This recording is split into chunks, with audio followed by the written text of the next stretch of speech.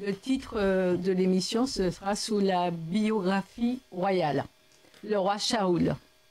L'émission est proposée par le pasteur Daniel Surbon et réalisée par Jean-Luc Marius et animée par votre servante Gandalina Marius. Alléluia. Alors, nous avons des invités. Hein? Nous avons des invités. Monette, comment vas-tu? Bonjour, bonjour mes bien-aimés, bonjour les auditeurs et auditrices. Alors, est-ce que tu peux te présenter? Présente-toi. Alors, bonjour, je suis Monette et puis je suis enfant de Dieu et puis je suis là pour évangéliser, je dirais, puisque Dieu, il nous a dit d'évangéliser, donc c'est lui qui fait comme il veut. Donc, je suis à sa disposition. Il est là pour m'utiliser afin que je puisse glorifier son nom. Donc, Amen. bonne écoute et puis bonne émission à vous tous et toutes. Alors, les éditeurs voudront connaître à peu près, tu es de quelle origine, tu es d'où? Oui. Alors, je suis de la Guadeloupe et ça fait plus d'une dizaine d'années que je vis en métropole.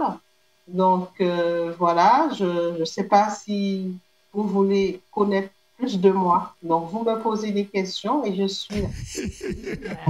Voilà. Tu es marié, tu es célibataire, tu es... Non, Quoi? je suis célibataire. Ah, J'ai ok. une fille, justement, elle est présente aussi. Elle s'appelle Leslie. Elle va se présenter quand ce sera son moment. Donc, voilà, donc je vis pour le Seigneur et puis je me laisse conduire par le Saint-Esprit. Amen, amen. Ben, on va passer par ta fille, Leslie. Tu vas te présenter, Leslie? Oui, bonjour à tous. Bonjour. Moi, c'est Leslie, du coup. J'ai 23 ans, je suis mariée, j'ai une petite fille de 16 mois. Puis voilà, moi aussi, je marche avec le Seigneur. Depuis maintenant 2019, je suis vraiment ancrée dans la présence du Seigneur. Je lâche pas parce qu'il faut pas lâcher, il faut y arriver en fait jusqu'à la fin. Amen. Merci. Maintenant, on va passer à Christiane. Bonjour, Christiane. Bonjour les auditeurs, bonjour ses frères et sœurs. Je m'appelle Garni Christiane, je suis de la Martinique. Je suis une femme qui vit seule. J'ai 3 enfants, mais ils sont déjà grands. Et je vis pour le Seigneur. Je veux toujours marcher dans la voie que Dieu a tracée pour moi. C'est vrai, c'est pas une mission facile, mais il faut tenir bon et marcher dans la droiture et faire sa volonté. Alors, voilà. Et ça fait combien de temps que tu es dans le Seigneur, que tu vis, que tu marches avec... 30 ans que je suis dans le Seigneur. D'accord. Alors, je sais que tu as fait plein de choses. En 1 minute, 30 secondes, dis-nous à peu près les choses que tu as faites. Voilà. Parce qu'il y a sûrement des gens qui te connaissent, mais ils ne mettent pas un visage sur le nom. Alors, est-ce que tu veux nous dire en 2 mots, voilà, tout ce que tu as pu faire depuis que tu connais le Seigneur? Oui, depuis que je suis dans le Seigneur, il faut dire, bon, au départ, je suis partie avec l'équipe de la jeunesse. J'ai travaillé avec la jeunesse. Puis, quelque temps après, je suis partie à Jeunesse en Mission. J'ai été disciple de Dieu. Pendant 2 ans, je vivais en métropole avec Jeunesse en Mission France. Quelques années après, je suis retournée vers la Martinique. J'ai été mariée avec un responsable de Jeunesse en Mission. Bon, il faut dire que c'est Dieu qui a voulu les choses, qui a vu comment ça allait se passer. La Martinique, nous avons eu une école de disciples en Martinique. Ça s'est très bien passé. Et bon, quand la mission est terminée, bon, je suis restée en Martinique. J'ai été chef d'entreprise aux Antilles. J'ai travaillé en tant que responsable du supermarché. Après, je suis retournée vers la métropole. J'ai été femme disciple. J'ai fait une école de pastorale Et maintenant, je suis dans une église où je sais que ce n'est pas ça que je veux, mais pour rester dans la volonté de Dieu, je suis là. Et je suis en train de chercher une voie pour pouvoir servir le Seigneur à plein temps. Amen. Alors, voilà, je bénis Dieu pour ce qu'il fait à travers ses enfants. Par contre, je voulais juste te poser une question. Quel était le nom de l'école de disciples que tu avais en Martinique? Le nom? C'était école de Jeunesse en Mission. Non, c'était la Jeunesse en Mission. Ok. C'était Jeunesse en Mission Martinique. Ok. Merci, Christiane. Alors, rien. On va passer au pasteur Gérard Limier. Pasteur? Oui, bonjour à tous et à toutes. Vous me connaissez déjà, vous connaissez le visage, la voix. On a eu l'occasion de se rencontrer au CRT à la Martinique. Et régulièrement, avec mon épouse, nous faisions une émission sur la radio et avec des thématiques différentes, mais bon, on était relativement connus. Actuellement, enfin, quoique, en étant revenu sur la France, on a continué à faire des émissions, donc avec le pasteur Jean-Luc Marius qui est là aussi, hein, on a fait quand même relativement beaucoup d'émissions, et puis il y a eu un temps d'arrêt. Il y a eu un temps d'arrêt, les choses redémarrent aujourd'hui. Combien de temps, je ne sais pas, mais en tous les cas, les choses redémarrent aujourd'hui. J'ai été sollicité par le groupe Marius, et je trouve ça très bien, très bien. Mais un temps d'arrêt, c'est pas si mal que ça, parce que ça permet de, en quelque part, de se ressourcer. Hein, et ça fait du bien. Je pense que ça serait une joie pour vous hein, de vous connecter, de nous écouter par la suite, et les prochaines fois, parce qu'on parlera d'un thème qui est très important. C'est toujours bien de connaître l'histoire plus ancienne, l'histoire biblique plus ancienne. Et je vous souhaite une bonne écoute au moment où ça sera diffusé. Et surtout, soyez bénis. Et puis, n'hésitez pas, s'il y a des difficultés quand vous écouterez, de poser des questions pour la suite. Amen, amen, merci. Ben, je vais saluer aussi les auditeurs de FM Espoir et encore le plateau. Merci, merci. Alors, nous allons passer une petite page musicale et qui console et justifie. Oh oui, je sais qu'il y a Dieu dans le ciel qui contrôle toutes choses. Oh oui, moi je sais qu'il y a un Dieu puissant dans le ciel qui défend toutes mes causes. Peu importe le temps ou les circonstances, je te fais confiance.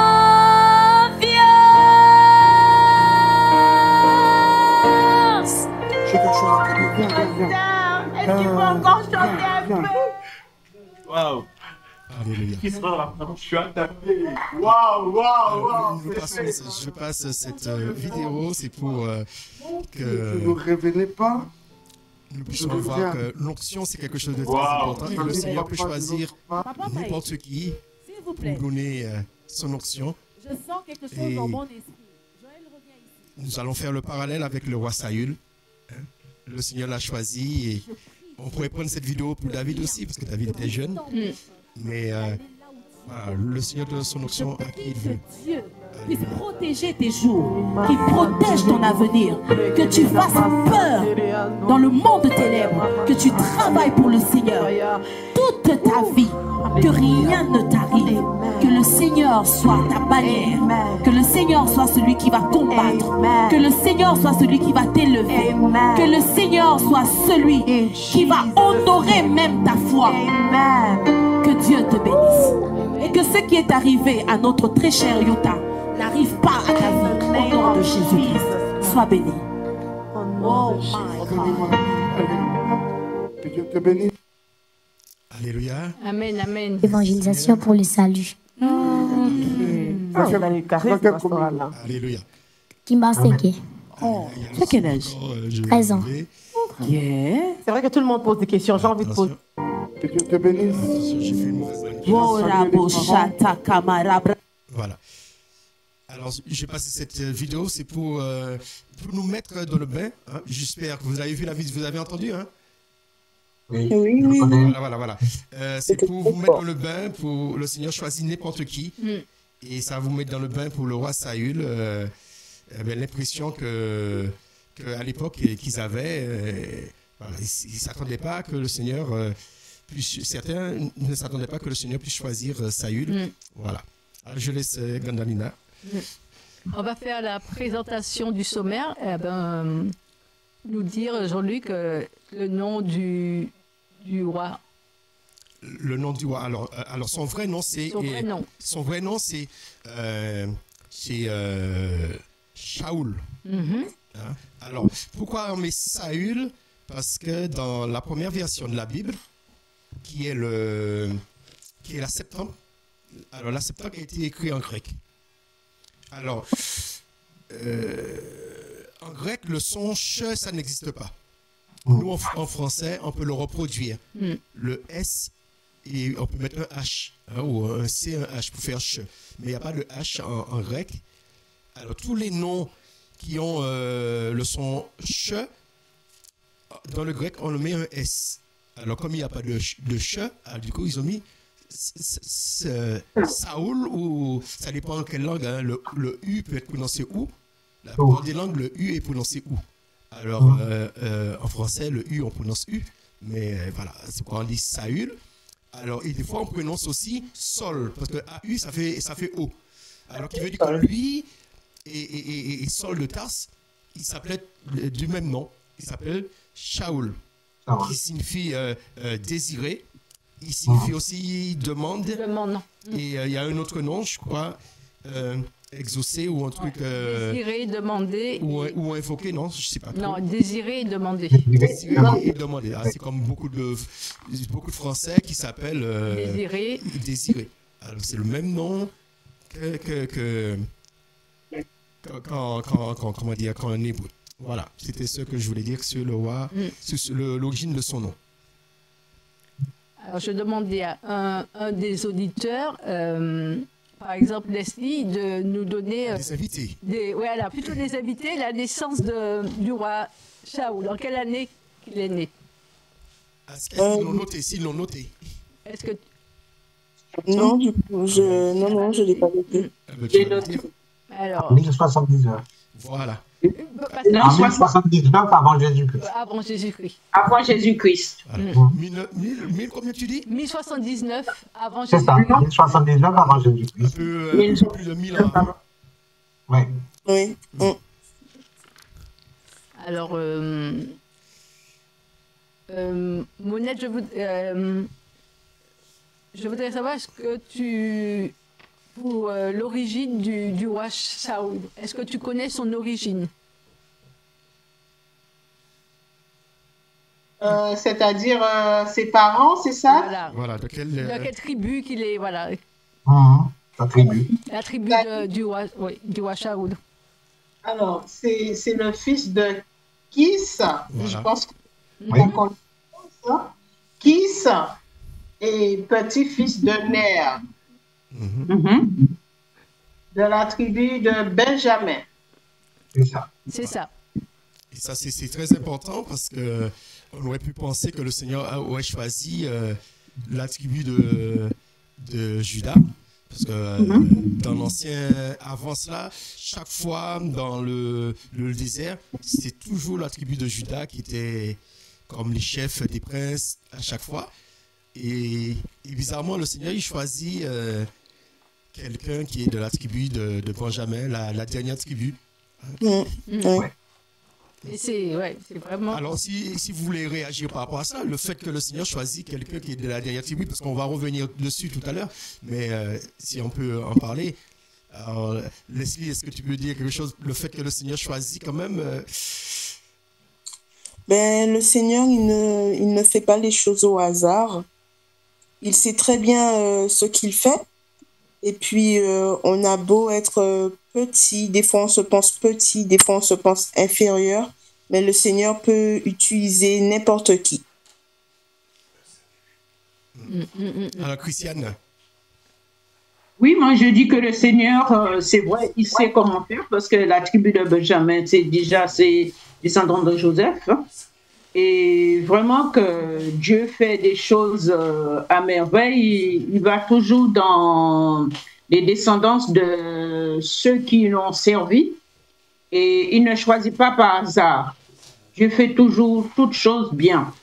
Et je pense que c'est pourquoi il est retourné dans la tribu de Benjamin, issu de la famille de Ézé. 9.1. Alors je pense que c'est ça que Dieu n'a pas choisi par hasard. Oui. Et c'est un choix. Le pasteur Gérard. Le pasteur Gérard. Oui. Dis-nous un petit mot. Dieu a choisi Saoul pour régner déjà sur Israël. Parce qu'il est israélite de la tribu de Benjamin, ça a été dit, c'est un hébreu, donc. Et quand il a choisi Saoul, c'était pour régner sur Israël. Son choix se portait sur un homme qui est dit qu'il avait un physique merveilleux. Il était beau. Oui. Déjà, et c'était le meilleur, donc c'est le meilleur parmi beaucoup qui a été choisi. Donc, ça lui a été choisi pour ces critères-là. Voyez, Dieu fait quand même. Il choisit en fonction de critères, comme nous les humains, des fois. Il a choisi merveilleux, bien bâti et beau. Il était quand même beau et il était le meilleur parmi les autres. Oui. Voilà. Je vais dire qu'il était aussi grand et puis que Dieu choisit des choses petites aussi pour qu'il puisse élever aussi les choses folles du monde pour que vraiment qu'il puisse voir qu'il est Dieu. Ouais, amen. Amen, amen. Alors, Gandalia, on va poursuivre. Alors, on va poursuivre dans le développement du contexte historique. Alors, pourquoi ils ont demandé un roi? Voilà. Alors, c'est dans 1 Samuel. On prendra 1 Samuel. 1 Samuel 8, 1 à 5. 1 Samuel 8, 1 à 5. Je vais dire.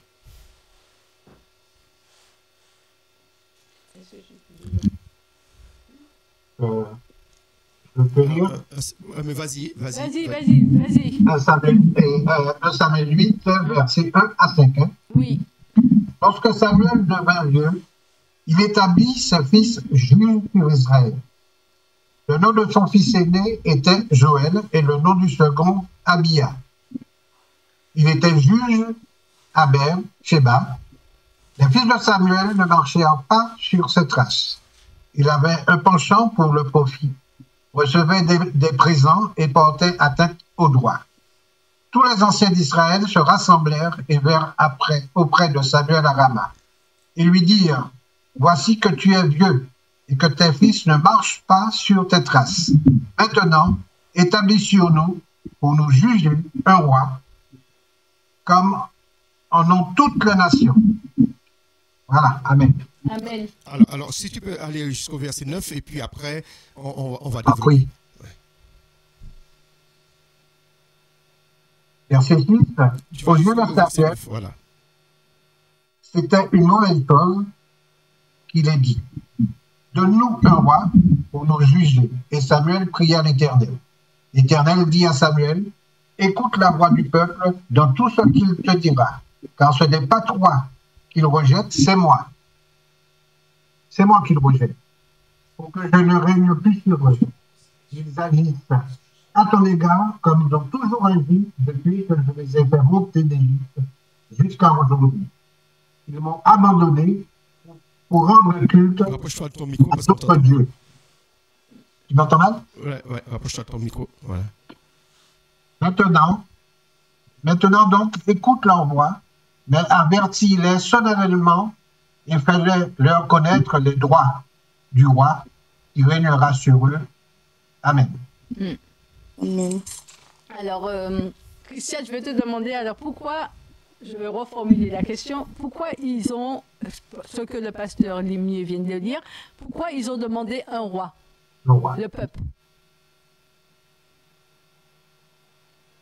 Je pense que que le peuple voulait à tout prix quelqu'un pour pouvoir régner sur eux. Il voulait un roi et il cherchait un roi, non pas Dieu, mais ils cherchaient quelqu'un. Ils ont rejeté Dieu, mais ils ont choisi un roi. Alors Samuel, serviteur de Dieu, a prié pour apporter tout cela à Dieu. Et Dieu lui a dit d'obéir et de choisir quelqu'un. Et c'est là que Dieu a accepté Saül comme premier roi en Israël.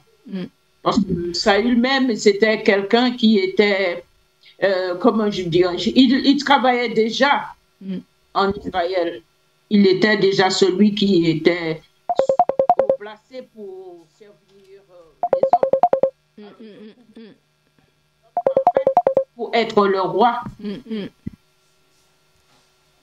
Et Monette, est-ce que tu peux rajouter un complément? Oui. Moi, je vais rajouter le fait qu'il était vieux aussi. Certainement, le peuple pensait que Samuel, il était fatigué. Donc, il ne pouvait plus faire fonction de juge. Donc, du coup, le fait qu'il était vieux, donc il rejetait, comme a dit Christiane, c'était l'Éternel. Et puis, absolument, il fallait qu'il y ait un roi. D'accord. Et Leslie, tu as un complément à dire ou... Mais je pense que le peuple d'Israël ne voulait pas... ils ne voulaient pas entendre que Dieu règne sur eux. Donc, il y a absolument besoin d'un homme, en fait, pour régner, ils avaient besoin de la voix d'un homme pour régner sur eux. D'accord. Parce que moi aussi, je veux dire un mot, parce que Samuel était le dernier juge. Il y a eu 12 juges en Israël. Et normalement, Samuel a eu 2 fils. Et les 2 fils de Samuel, normalement, si je comprends bien la logique, ils devaient prendre la suite de Samuel. Pasteur Limier. C'est ça. Voilà. Oui. Et comme les fils de Samuel n'ont pas été droits. Digne, oui. Alors, je me suis posé la question, je me suis dit, on peut avoir un parent qui est roi ou reine, mais on peut aussi ne pas... Là, c'est plutôt, il était prophète. Prophète, voilà. Oui. Mais nous aussi, on peut aussi ne pas prendre la suite par rapport à notre façon de faire et puis à notre façon d'être aussi. Parce que puisque Samuel avait 2 fils, normalement, qui devaient prendre sa relève. Ils n'avaient pas la vision de Dieu. Voilà. Oui, ils voulaient pas suivre les traces de leur père Samuel. Mais on peut se poser la question, est-ce que le Seigneur voulait que ça s'arrête avec 12 juges ou le plan du Seigneur, c'était qu'après Samuel, ça continue, où le Seigneur attendait la venue du roi David, que le roi David soit prêt pour le royaume. Alors, qu'est-ce que vous en pensez? Est-ce qu'il fallait qu'il y ait 12 juges et puis après passer à autre chose, passer au roi, ou le Seigneur voulait garder des juges même après Samuel? Alors, qu'est-ce que vous en pensez? Il faut dire que le Seigneur a quand même réagi à la demande du peuple. Donc, le peuple réclamait un roi, finalement. Donc, c'est pour cela que le Seigneur a dit à Samuel, écoute le peuple. Écoute le peuple et réponds à leurs attentes. D'accord? Donc, les juges ont toujours existé. Ça n'a pas modifié le fonctionnement. je dirais ça comme ça. Mais en tous les cas, le peuple a accédé, Dieu a accédé à la demande du peuple. En donnant le roi qu'il réclamait. Parce qu'il fallait qu'il y ait, en dehors de Dieu, puisqu'ils avaient mis de côté Dieu, ils ont rejeté Dieu, il fallait qu'il y ait quelqu'un, quelque chose qui les gère, hein, qui gère leur fonctionnement, qui gère leur vie. Et je pense que c'est pour cela que les juges ont été mis en quelque part de côté et Saoul est devenu roi. Mais ça n'a pas duré très longtemps. Oui, ça a duré quand même un temps. Alors on en parlera après. Monette, tu veux faire un complément aussi dessus? Ce que tu en penses, toi? Merci. Donc, je rejoins le pasteur. C'est vrai, je me dis aussi, certainement, le peuple en avait marre des juges. Ils en avaient marre. Peut-être qu'ils ont vu que les juges ne faisaient pas rien. Est-ce que je peux me permettre de dire que ils en avaient marre. Ils en avaient marre, donc ils voulaient changer, quoi, passer à une autre règne. Surtout qu'ils ont vu le comportement des fils de Samuel. De Samuel. Ce n'est pas tellement par rapport au juge, c'était plutôt par rapport au fils qui... Au fils de Samuel. Qui reprennent sa suite.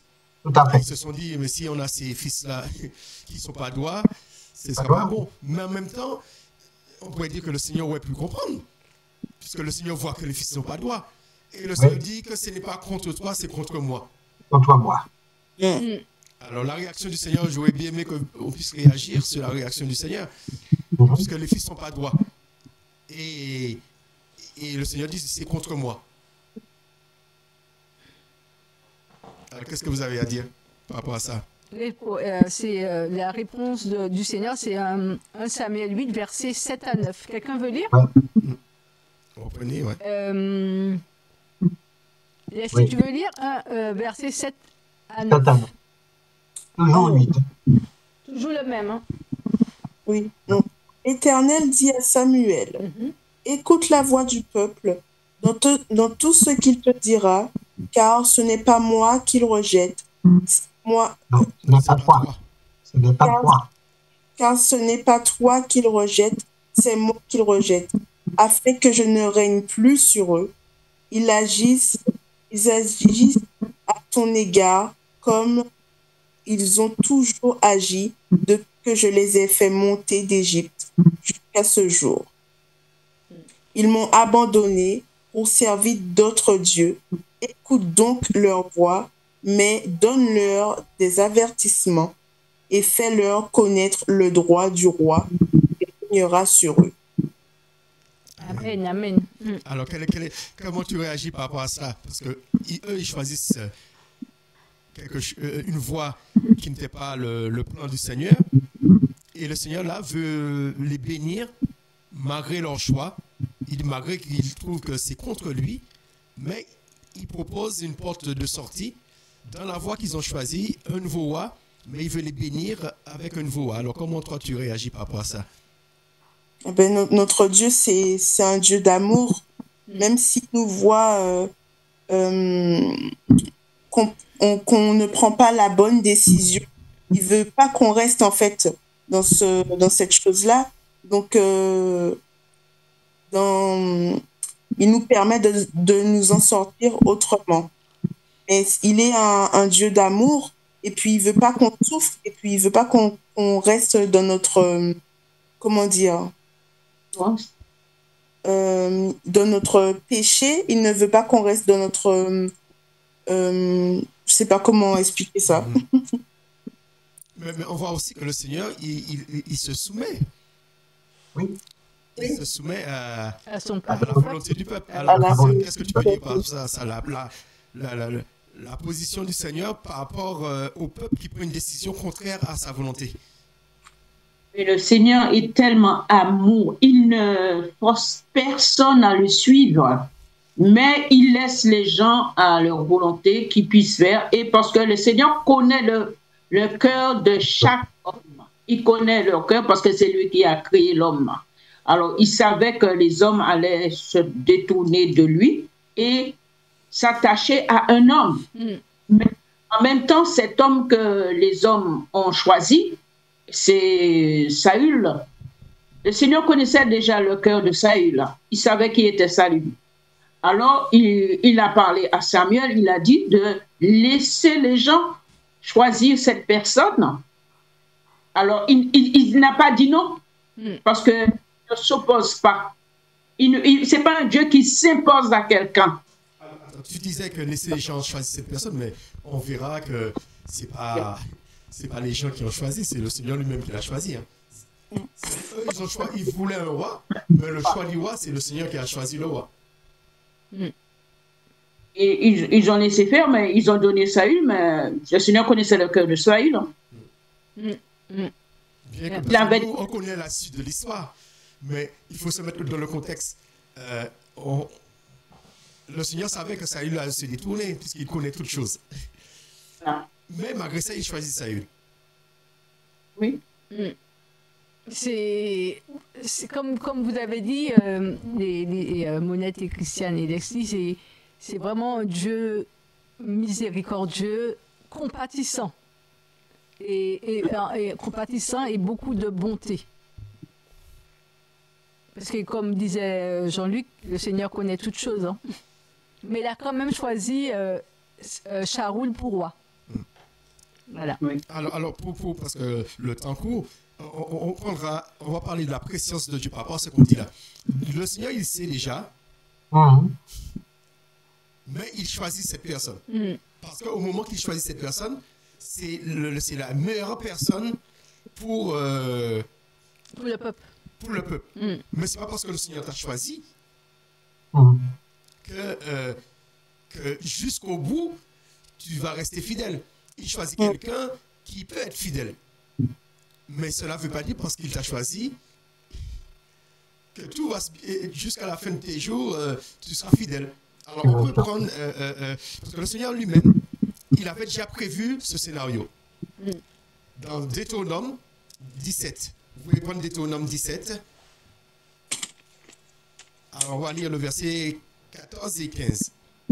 On voit que le Seigneur, avant la mort de Moïse, des siècles avant, ici il y a quelqu'un qui a trouvé, qui puisse lire, des siècles avant, il avait déjà prévu que Moïse les avertit. Un jour, le peuple va se détourner, ils vont demander au roi. Ils vont vouloir être comme les autres nations. Alors, celui ou celle qui a trouvé... 14 à quoi? 14 à 15. Les rois. Alors, quand tu seras arrivé en ce pays que je suis ton Dieu te donne, que tu auras pris possession et que tu y habiteras, si tu le dis, je veux établir sous moi un roi, comme toutes les nations d'alentour. C'est un roi choisi par je suis ton Dieu que tu devras établir sur toi. C'est quelqu'un d'entre tes frères que tu établiras sur toi comme roi. Tu ne pourras pas te donner un roi étranger qui ne soit pas ton frère. On voit le Seigneur avait dit choisir un plan B. Alors, quelle est votre réaction par ça? Parce que des siècles avant, le Seigneur avait déjà averti que si ça arrive, ils veulent plus que le Seigneur règne, mais qu'ils veulent un roi. Alors, quelle est la démarche à faire pour choisir le roi? Alors, quelle est votre réaction? Qui veut réagir? Monette, tu veux réagir? Oui. Après le pasteur. On t'entend pas bien. Après le pasteur Olivier. Ah, ok. On t'entend pas, Monette, vas-y. Non, le pasteur, il peut y aller. Vas-y, pasteur. Ah, ok. La démarche de Dieu à ce moment-là était de donner au peuple quelqu'un qu'il connaissait, quelqu'un de la tribu. Pas choisir un étranger. Le Seigneur connaît tous les hommes, mais il voulait leur donner, puisque en quelque part, il se sont imposés. Le peuple s'est imposé pour avoir un roi. Donc, le Seigneur leur a donné quelqu'un de la tribu, quelqu'un qu'il connaissait, mais qui n'était pas forcément, le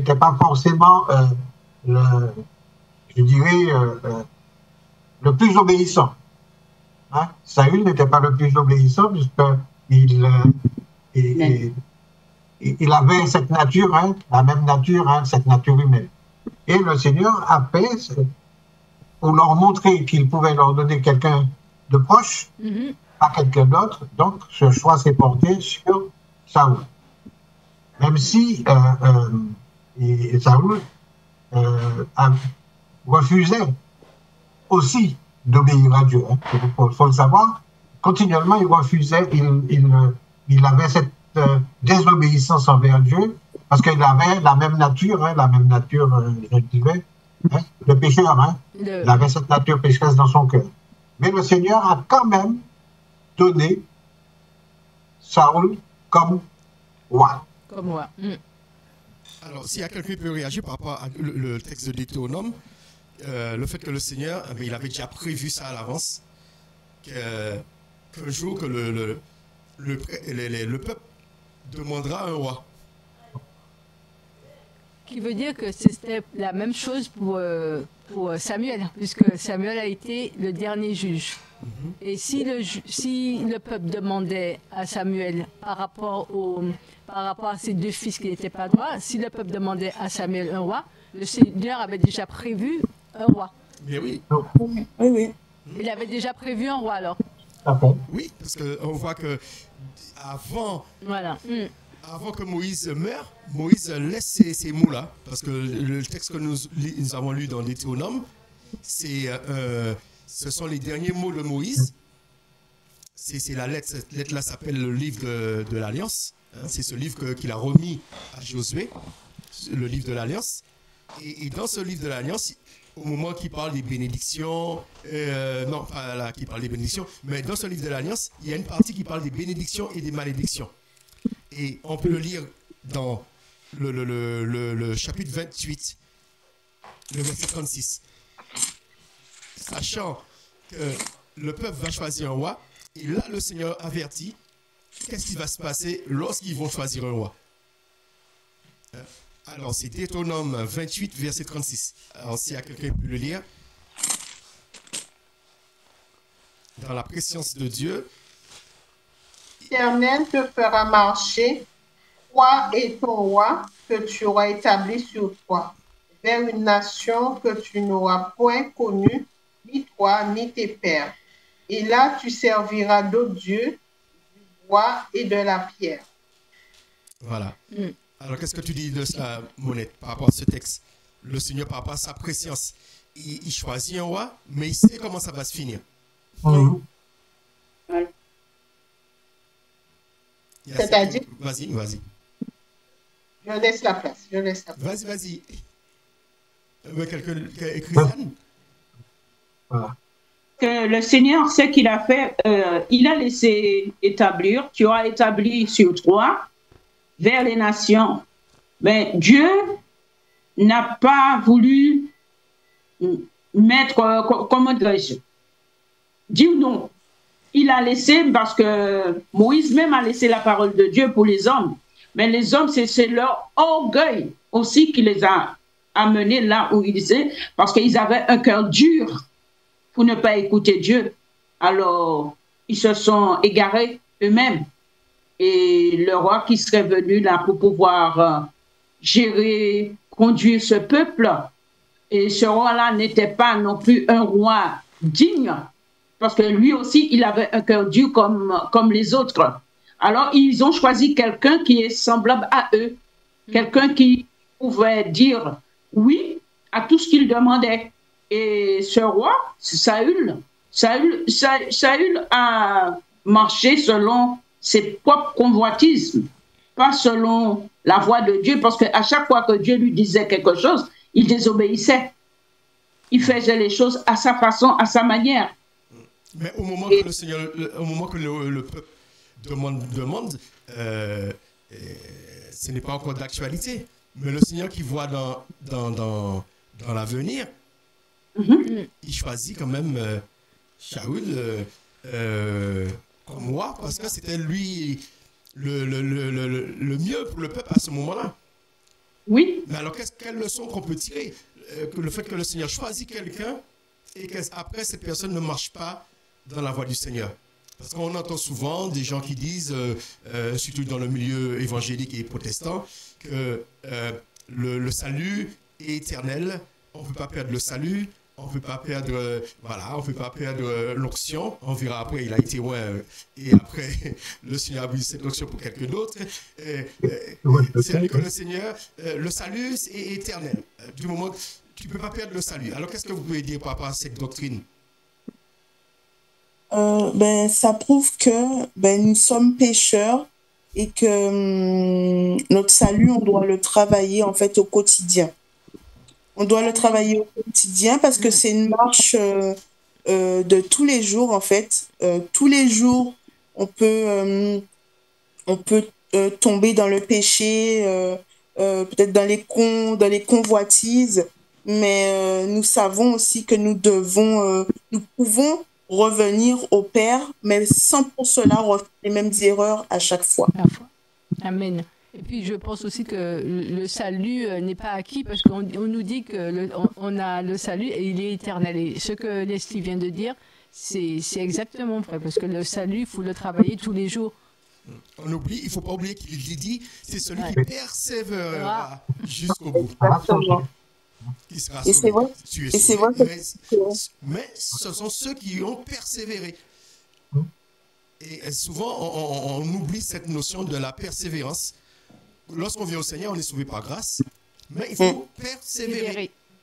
Oui, juste là. Il ne suffit pas d'avoir le sceau ou bien se faire baptiser et puis dire maintenant je suis baptisé, je peux continuer ma vie comme auparavant, je peux aller faire les médiums, je peux diriger ma vie, j'ai le salut, je suis baptisé, même je parle en langue et voilà, je prophétise, je chasse les démons, voilà.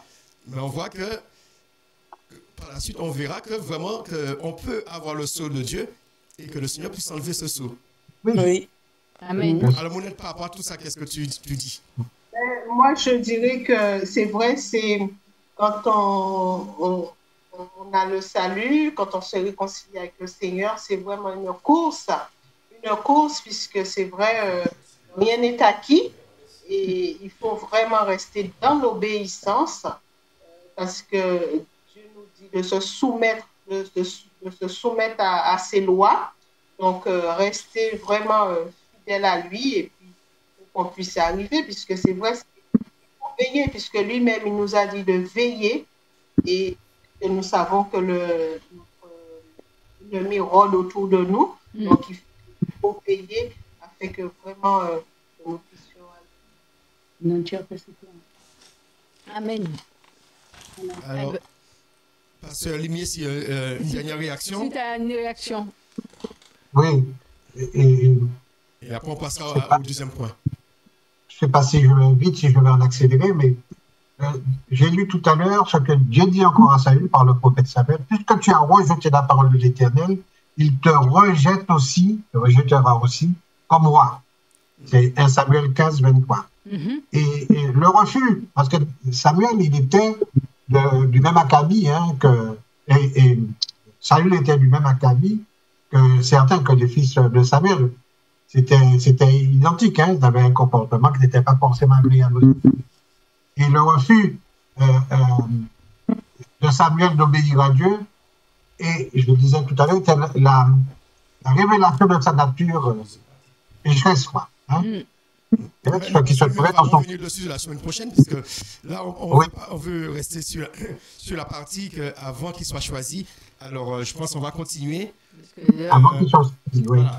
On va prendre le deuxième point. Alors comme Daniel a annoncé le deuxième point. Le deuxième point, c'est le choix de Shaoul. Et la rencontre, comment il a fait pour rencontrer le prophète Samuel. Voilà. Alors, on va commencer déjà par quel processus, on pourrait dire que c'est le Seigneur qui est derrière ça, que le Seigneur met en place pour que... Il y a eu la rencontre. Voilà, pour que Samuel, qui est le 12e juge, puisse transmettre, on pourrait dire, le flambeau, le relais au premier roi. Alors... C'est 1 Samuel 9, versets 1 à 8. 15. Voilà. 1 à 8. On le lit et on lit. 1 Samuel 9, versets 1 à 8. Christiane, tu peux lire? Lis parce qu'elle n'a pas encore trouvé. Elle n'a pas trouvé? Vas-y.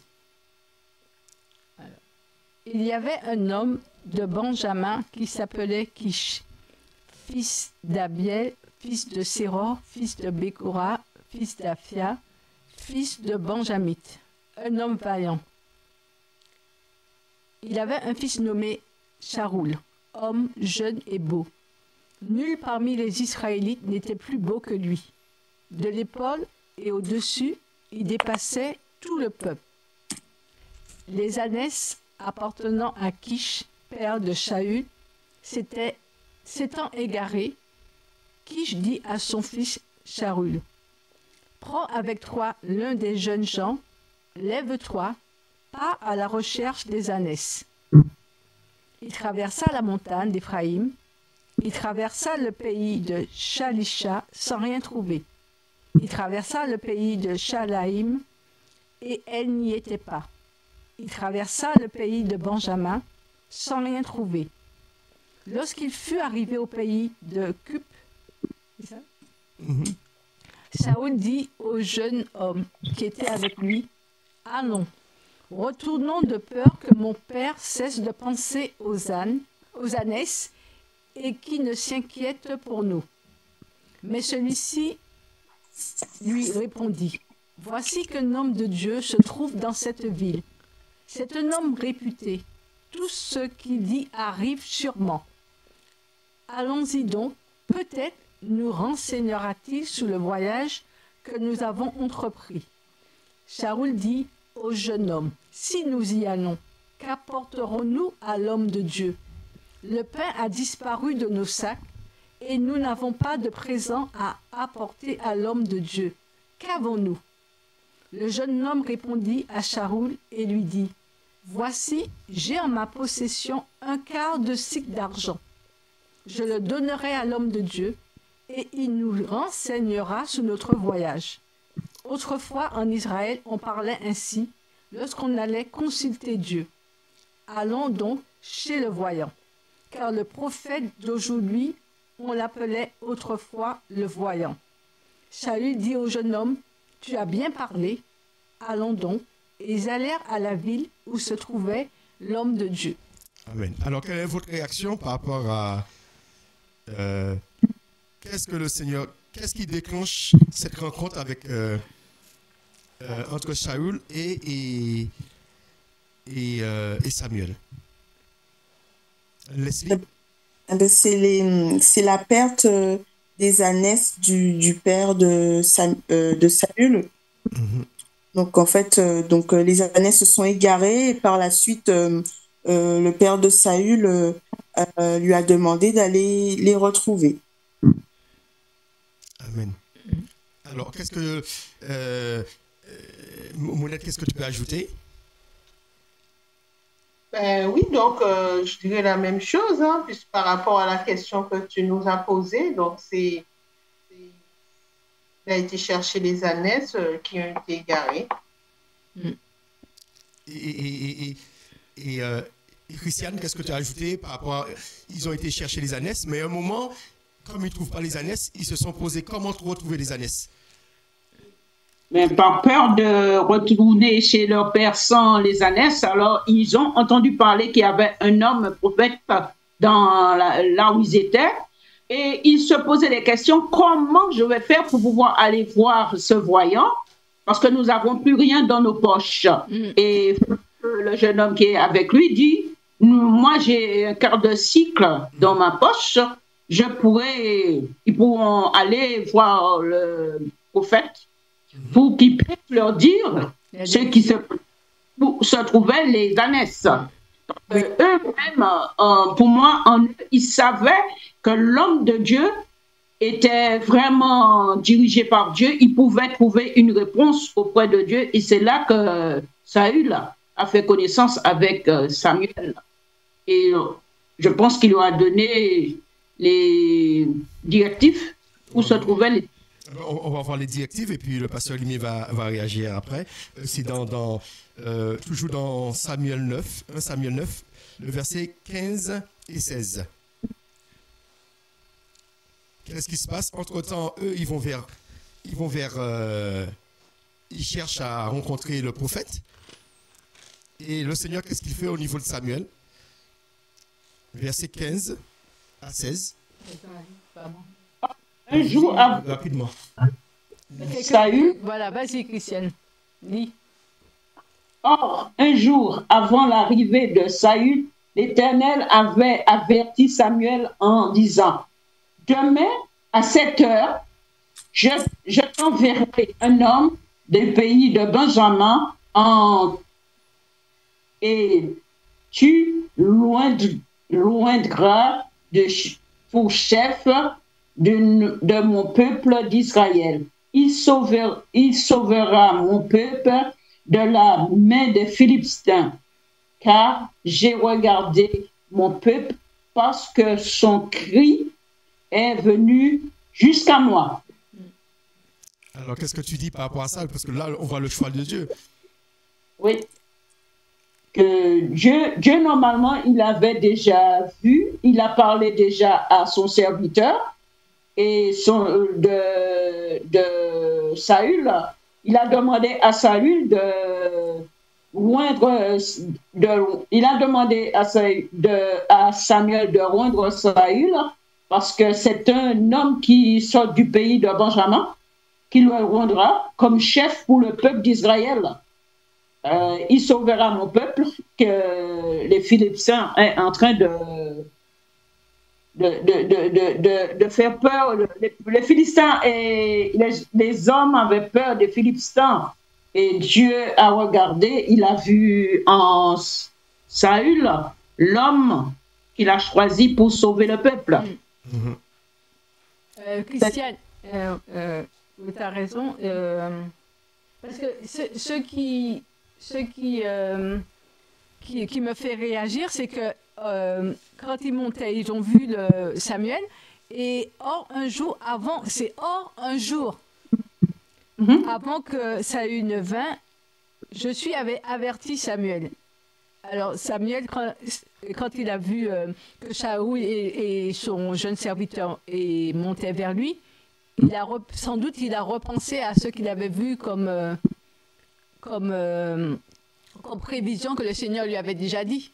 Quand il a vu Samuel et le serviteur.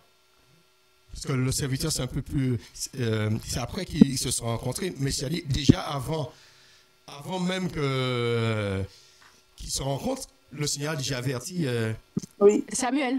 A déjà averti Samuel. Oui. Oui, il avait déjà averti. Et puis, donc ça veut dire que Samuel n'était même pas choqué de la venue de Saül. Déjà prévenu. Il était déjà...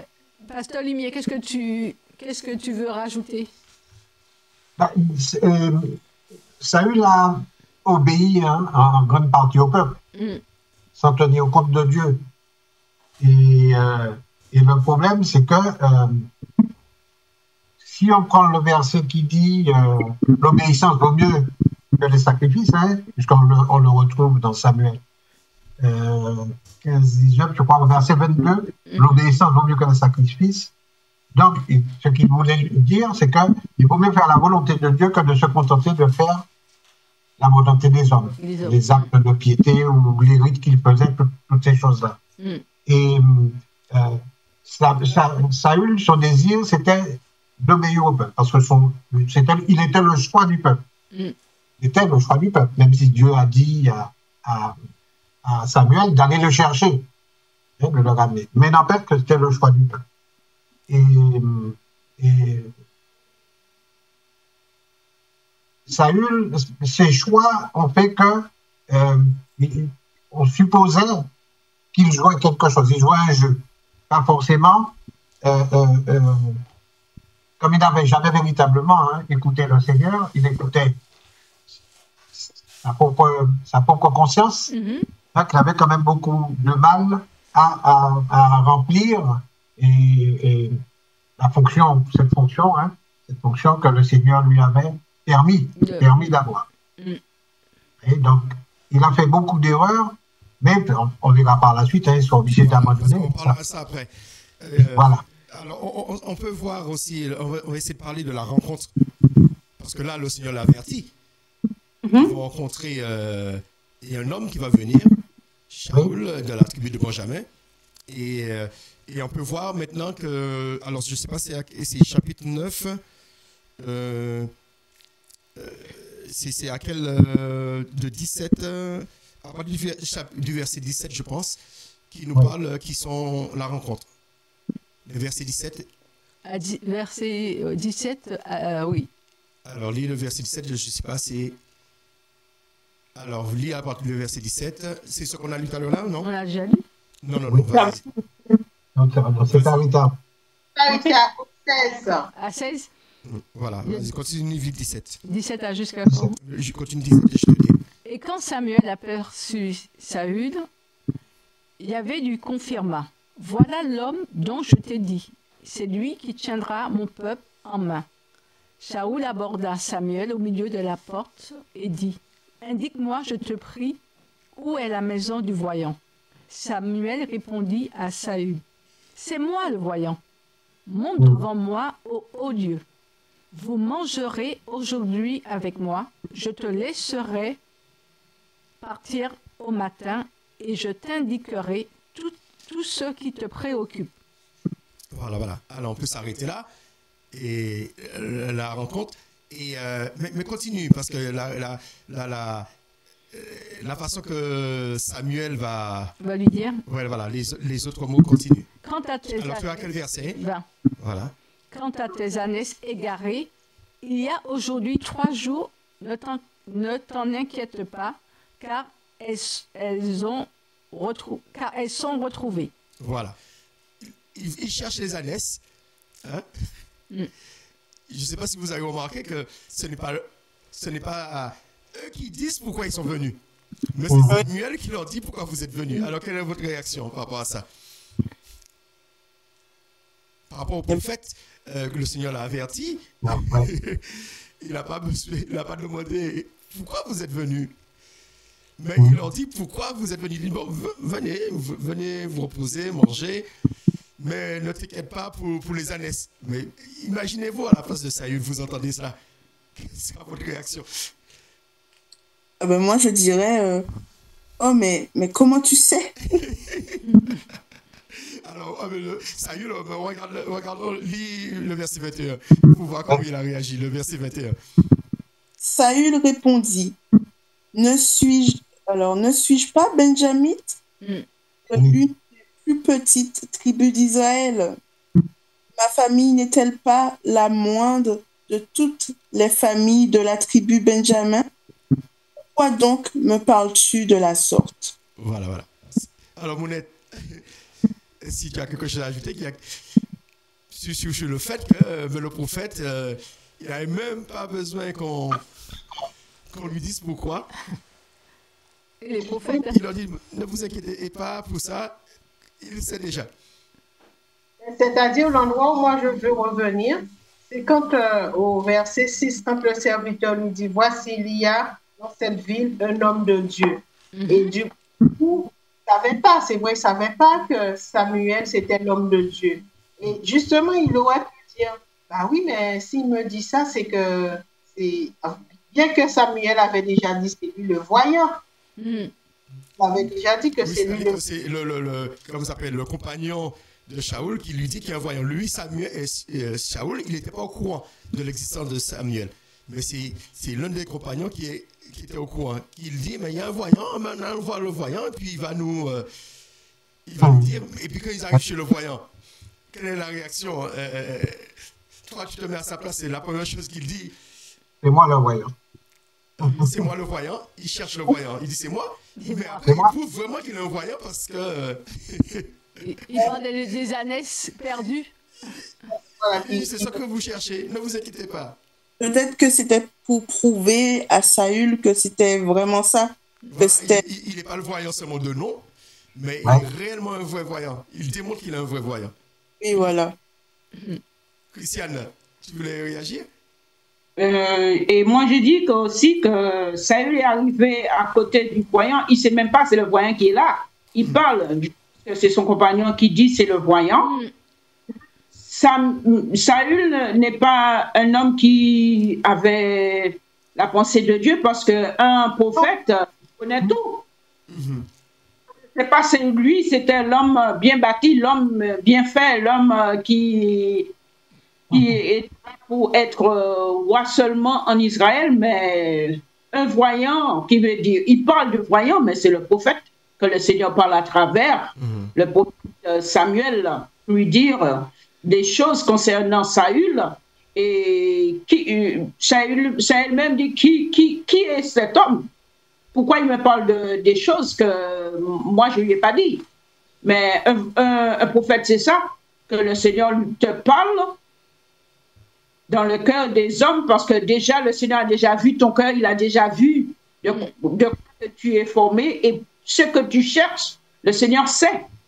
Et il parle, et le serviteur te dit, parce que c'est Samuel, c'est la bouche de Dieu. Pour ça, il parle. Il faut savoir déjà que Saül n'était pas le choix de Dieu, véritablement. Dieu ne l'avait pas encore consacré. Hein. Donc, les connaissances de Saül étaient limitées. Il n'avait pas vraiment une connaissance de Dieu. Hein. Voilà. Mais là, on va voir maintenant que lorsqu'il était loin, ça a changé. Il est devenu vraiment un véritable homme de Dieu au chapitre 10. Alors, si vous pouvez lire à partir du verset 1er, le chapitre 10. Il faut voir aussi que Saül n'avait pas encore l'esprit de Dieu. Non, il n'était pas consacré encore. Il n'était pas consacré, ouais. Et on va voir comment sa vie a changé à partir du chapitre 10, le verset 1er. Alors, si vous voulez lire. Pasteur, lis bien, lis. Ça veut 10. Reste proche de ton micro. Oui, je peux mettre par là. À partir du premier. Oui. Samuel prit une fiole d'huile qu'il répandit sur la tête de Saül. Il l'embrassa et l'Éternel dit, l'Éternel t'a donné l'onction pour que tu sois le conducteur de son héritage. Aujourd'hui, après m'avoir quitté, tu trouveras 2 hommes près du tombeau de Rachel, à la frontière de Benjamin, à Selta. Ils te diront, c'est ça, hein? Oui. Ouais. Et ils te diront, les ânesses que tu es allé chercher sont retrouvées. Et maintenant, ton père a laissé de côté la paire des ânesses, mais il est en peine et je vous dis, bon, la traduction était bizarre, mais il est en peine et il leur dit, que dois-je faire au sujet de mon fils? Voilà, alors, tu peux t'arrêter là. Alors, si on prend un petit peu plus haut, juste avant le chapitre 10, on voit qu'au verset 27, il est dit, et comme, au verset 26 du chapitre 9, ils se levèrent de bonne heure. Il arriva que comme l'aurore montait, Shemuel appela Shaoul sur le toit et lui dit, lève-toi. Il est en train de dormir. Lève-toi et je te laisserai aller. Shaoul se leva et ils sortirent tous les deux dehors, lui et Shemuel. Verset 27, et comme ils descendaient à l'extrémité de la ville, Shemuel dit à Shaoul, dis au serviteur de passer devant nous. Et le serviteur passa devant. Arrête-toi maintenant, afin que je te fasse entendre la parole d'Élohim. Et à ce moment-là, il prend une fiole d'huile et il verse sur sa tête. C'est-à-dire qu'à ce moment-là, il est loin, comme moi, en toute discrétion. Il n'est pas loin devant les hommes. Alors, quelle est votre réaction par rapport à ça? Au moment que le moment que le Seigneur choisit de le oindre, de manière secrète, en intimité, on peut dire. Monette, tu veux dire réagir? Monette. En intimité. Oui, en intimité, tu vois, on n'est pas obligé, le Seigneur n'est pas obligé. Non, c'est pas obligé. Ça, c'est une première étape. Vas-y, là, il a loin en intimité. En intimité. Le matin, très tôt. Il a fait sortir. Quoi? Je disais qu'il a fait sortir Saül de la ville. Voilà. Mais c'est pour dire que c'est une intimité, il n'était pas en public. Mais par la suite, on verra, puisqu'il a présenté, par la suite, il a présenté au peuple, qui veut dire qu'il y a eu plusieurs étapes. Hein. On verra qu'il a présenté au peuple, mais il y a une partie du peuple qui ne le reconnaissait pas. Qui veut dire que pour affirmer que c'est lui le roi, il a fallu qu'il fasse ses preuves plus tard, hein, pendant sa royauté, pour gagner une bataille. Et c'est à ce moment-là que tout le peuple l'a reconnu comme roi. Qui veut dire qu'il était déjà choisi par le Seigneur. Deuxièmement, il a été présenté au peuple, mais il y avait une partie qui n'était pas pour. Oui, mais il a fait l'unanimité. Comment on dit ce mot-là? L'unanimité. Comment tu dis? Ah, quoi? Humanité. Non. Je sais pas. C'est-à-dire qu'il a fait, pour que tout le monde soit d'accord, il a fait cela. L'unanimité, il ne faisait pas l'unanimité. Voilà. Unanimité, voilà. L'unanimité. Lorsqu'il a prouvé dans son ministère. Mais déjà, par rapport à le fait qu'il a été loin en intimité, le fait que le Seigneur le loin en intimité. Oui. Qui veut dire qu'il est loin, roi. Déjà. Après, lorsqu'il va chez sa famille, il dit pas, il raconte l'histoire concernant Samuel l'a révélé concernant les ânesses. Mais il ne dit pas à son oncle qu'il a été loin comme moi. Il garde ça de manière secrète. Il n'a pas dit. Alors, quelle est la réaction? Vous pensez de quoi par rapport à sa réaction, tout cela? Christiane, vas-y. Dis-nous un petit mot. Moi, je dis que c'est vrai, Saül a été consacré en secret.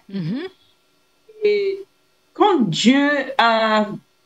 les serviteurs de Dieu a vu Dieu avec Élisée et avec Moïse et les autres, il a dit de ne pas dire ce qu'ils ont vu. Alors là, Saül ne pouvait pas dire à sa famille qu'il n'était pas. Il a été loin comme moi. Il a été loin comme moi, ouais. Déjà, le point fou quand même. Alors, on ne t'entend pas, Christiane. Ton micro. Sachant qu'il était, il a été. Voilà. Ouais. À ton micro, il y a un problème, Christiane. On t'a pas entendu. Alors, non, c'est ton micro qui a un problème. Sinon, Leslie réagit entre-temps. Réagit parce que là, je ne sais pas. Non, on t'entend mieux. Vas-y. C'est bon. C'est que la famille n'allait pas comprendre ce que Saül allait dire. Parce qu'il est parti, jeune homme qui cherche les ânesses. Et puis, il voit vieux roi. Vieux roi. Ça, c'est extraordinaire. Il voit vieux. Roi des ânesses. Mais un roi loin. Il est loin. Oui, il était loin. Il n'a pas de trône. Il est roi, mais il n'a pas de trône, il n'a pas de couronne. Non. Alors, Leslie réagit. Christiane, je crois que ton micro est un souci. Hein? Leslie? Oui, comme on a dit, les choses devaient se faire dans l'intimité, hors de la foule, en fait. Et c'est vrai que des fois, il y a des choses qui doivent se montrer. Il y a des choses qui doivent se faire dans l'intimité. Mais dans tous les cas, le peuple israélite l'aurait sûrement su aussi par la suite. Alors est-ce qu'on peut lire au moment qu'il a été... vraiment que l'onction est descendue sur lui, à partir du verset 9, je pense. Verset 9 du chapitre 10. 9. Que Saül eut tourné le dos pour se séparer de Samuel, Dieu lui donna notre cœur. Et tous ces signes s'accomplirent le même jour. Continue. Ok. Alors, verset 11. Lorsqu'ils arrivèrent à Gibéa... Tu as dit le verset 10 déjà? Oui. Oui, lis le verset 10, oui. Lorsqu'il arriva à Gibéa, voici une troupe de prophètes vint à sa rencontre. L'Esprit de Dieu le saisit et il prophétisa au milieu d'eux. Tous ceux qu'il avait connus auparavant virent qu'il prophétisait avec les prophètes. Et l'on se disait l'un à l'autre dans le peuple, qu'est-ce qu'il arrive au fils de Kis? Continue. Saül est-il aussi parmi les prophètes? Quelqu'un de Gibéa répondit, et qui est leur père? Dès que le proverbe Saül est-il aussi parmi les prophètes? Lorsqu'il finit de prophétiser, il se rendit au haut lieu. Voilà. On voit comment le Seigneur l'a... C'est un autre homme là. Il est devenu prophète, il prophétise. Alors, quelle est ta réaction, Mounette? Moi, je dirais que le Seigneur n'a pas voulu... Du micro, s'il te plaît. Oui. Et voilà, le Seigneur, il fait comme il veut. Comme le pasteur a dit, il n'a pas voulu lui donner l'esprit tout de suite. Et je pense qu'il a fallu qu'il y ait un nettoyage. Parce que vu que le sol n'était pas trop... n'était pas très croyant, je dirais, il a fallu qu'il fasse un nettoyage et lui enlever tout ce qui n'est pas bon et alors, qu'est-ce qu'on peut dire par rapport au moment qu'il a reçu l'huile sur sa tête et puis au moment que l'huile a commencé à faire son effet, au moment qu'il rencontre les autres prophètes. Hein?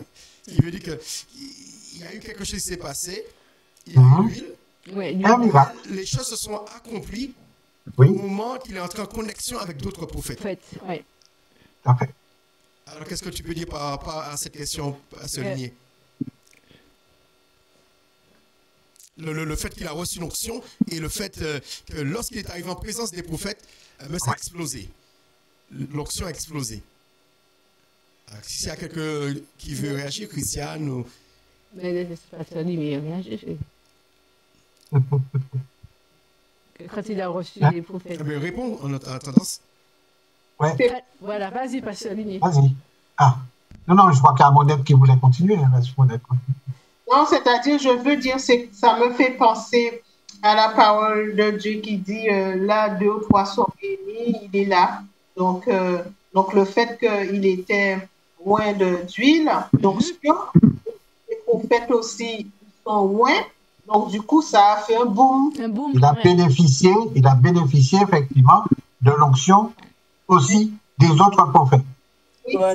Ah oui, c'est vrai. Il avait quoi, tu disais? Pasteur Olivier disait une bonne chose. Reprends parce que je ne suis pas bien entendu. Reprends, Pasteur Olivier. Je disais donc qu'il a bénéficié de l'onction des autres prophètes. Au contact des autres prophètes, il a bénéficié de leur onction. Ce qui fait qu'il y a eu un changement, une modification, et il a pu aussi à son tour prophétiser. Mais il va se passer des choses après. Pas pour autant, ce qu'il n'a pas forcément accepté complètement pour autant. Christiane, qu'est-ce que tu as à dire par rapport à ce moment que Saül a été transformé et l'Esprit de Dieu l'a saisi et au moment qu'il entre en contact avec ses prophètes? Dire que le Seigneur ne fait exception à personne. Lui, l'onction, Saül a eu l'onction des autres prophètes aussi, comme le dit. Et ça lui a permis de lui-même de prophétiser et ça a laissé les gens même étonnés de savoir que Saül est parti simple et maintenant il retourne prophète. Alors, je pense que Dieu fait des choses inimaginables, agréables. Si on oublie la fin de vie de Saül et qu'on le garde comme image, cette image de Saül qui est loin, on peut comprendre pourquoi le Seigneur l'a choisi. Parce que c'était l'homme le mieux préparé pour la tâche. Mais bien qu'on sait que le Seigneur connaît toutes choses. Aujourd'hui, il y a des hommes loin qui ont bien commencé. et puis qui se sont retrouvés en Guyane à faire tuer toutes des fidèles. On a connu des pasteurs évangéliques comme cela. Hein? Au Guyana, il avait bien commencé, il y avait des miracles, il y avait tout ça. Et après, il est rentré dans l'orgueil. Et après, ils sont partis en Guyane, tout ça, et puis ils ont tué tout le monde, et puis ils se sont tués. Qui veut dire qu'on peut bien commencer avec le Seigneur et mal finir. Et basculer de l'autre côté, parce qu'après ça, il va avoir un mauvais esprit qui va entrer en lui. Voilà, mais ça ne veut pas dire au départ qu'il n'était pas sincère. Si. Mais il est sincère, il est sincère, mais c'est pas parce que tu es sincère, c'est comme on dit, il faut persévérer. C'est pas une garantie. L'onction, c'est pas une garantie qu'on va persévérer. L'onction, il faut la garder. Hein? C'est pourquoi il y a cette expression garder l'onction. Il faut qu'on la garde. Pour la garder, c'est comme le feu, mais il faut le ranimer. Pour l'entretenir, un feu, ça s'entretient. Pour entretenir le feu. Et c'est vrai que Saül, il a fonctionné comme après, comme un roi humain qui ne fonctionnait pas selon la volonté de Dieu. Donc, mais n'empêche que, à la rencontre de ces prophètes, il y a une transformation. Il a été transformé. Donc, son cœur a été sensibilisé à ce moment-là par Dieu.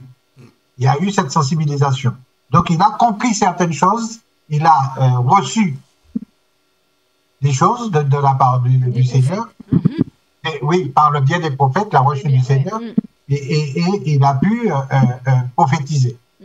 Mais n'empêche que le Seigneur fait comprendre que très souvent, les rois humains qui ne font pas forcément sa volonté. C'était un roi, mais c'était un humain qui n'avait pas de connaissance comme Samuel avait. Ce roi-là ne connaissait pas Dieu. Il ne connaissait pas Dieu, il ne fonctionnait pas. On va revenir sur ça, après. Pour conclure, on va faire à partir du verset 17, lorsqu'il présente, parce qu'il a oint en intimité, mais là maintenant il va le présenter au peuple. À partir du verset 17, toujours le chapitre 10. Alors si vous voulez lire. Samuel convoqua le peuple devant l'Éternel. Samuel 10, verset 17.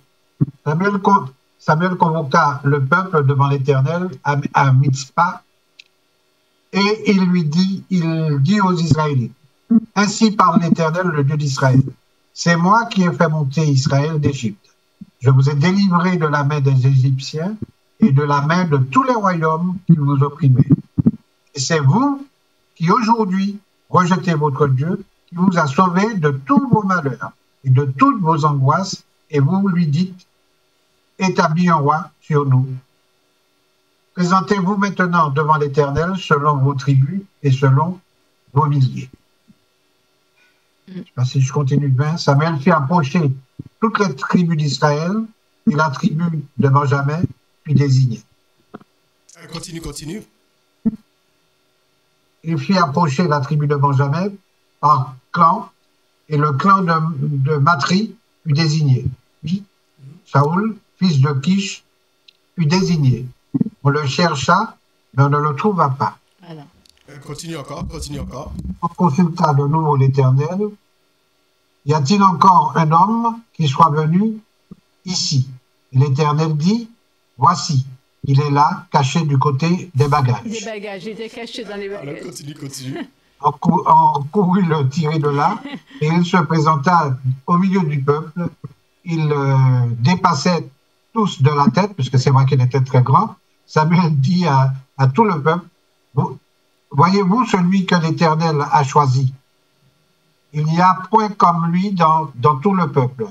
Tout le peuple lança une clameur et s'écria, vive le roi. Vive le roi. On continue jusqu'au verset 25. Samuel formula pour le peuple le droit et la royauté, et il l'écrivait dans le livre qu'il déposa devant l'Éternel. Puis Samuel renvoya tout le peuple, chacun chez soi. Amen. Alors, quelle est votre réaction? Parce que là, on va le présenter. Lui, il va se cacher. Alors, quelle est votre réaction par rapport à sa présentation devant le peuple? Là, on va présenter le roi, mais le roi, il se cache dans des bagages. Et pourquoi il s'est caché? Puisqu'il savait qu'il était roi. Pourquoi il s'est caché dans les bagages? Il avait du mal. Parce qu'il avait du mal à se rendre compte qu'il était roi. Oui, il ne se rendait pas encore compte de son... Tu disais? Il dit qu'il ne se rendait pas encore compte de son statut. Et puis, il pouvait penser que le Seigneur va... Comme il n'est pas là, même s'il a reçu l'onction, le Seigneur va même s'il a senti, il prophétise, le Seigneur va chercher quelqu'un d'autre. Parce qu'il est Benjamin, c'est la petite tribu, c'est le dernier. C'est pourquoi on dit le Benjamin, le dernier. Et c'est lui qu'on choisit. Lui, il est descendu, mais il a été se cacher. Alors, qu'est-ce que vous dites par rapport à ça? Vas-y. Saül, déjà, il n'avait pas confiance déjà en lui-même de la hauteur de tâche qu'il avait étant que roi. Et je pense qu'il avait un peu la crainte et la peur des autres aussi. Parce que quand tu regardes bien, dès qu'il s'est mis debout pour pouvoir se présenter, il n'a pas fait grande allocution. Il a renvoyé tout le monde chez eux. Parce que je pense qu'il était en train de réfléchir comment il va conduire le peuple. C'est Dieu normalement qui te donne l'intelligence et la sagesse pour faire les choses. Mais lui-même, Saül, il avait sa propre personnalité. Alors, je crois qu'en même temps que ça... Une précision, c'est Samuel qui les a renvoyés, hein, et qui a renvoyé le peuple, parce que Samuel qui avait l'autorité, c'est Samuel qui les a renvoyés. Alors, Monette, qu'est-ce que tu as à dire par rapport à ça, le fait qu'il se cachait ou... Moi, je pense que c'est la peur. Hein. C'est la peur, peut-être que... il ne se rendait pas compte, peut-être qu'il était timide. On peut se poser plein de questions. Hein. Pourquoi il s'est caché? Oui. Moi, je veux revenir sur le verset 20, parce que Samuel fit approcher tous les tribus d'Israël. Ah oui, c'est ça. Et la tribu de Benjamin fut désignée par le sort. Qui veut dire que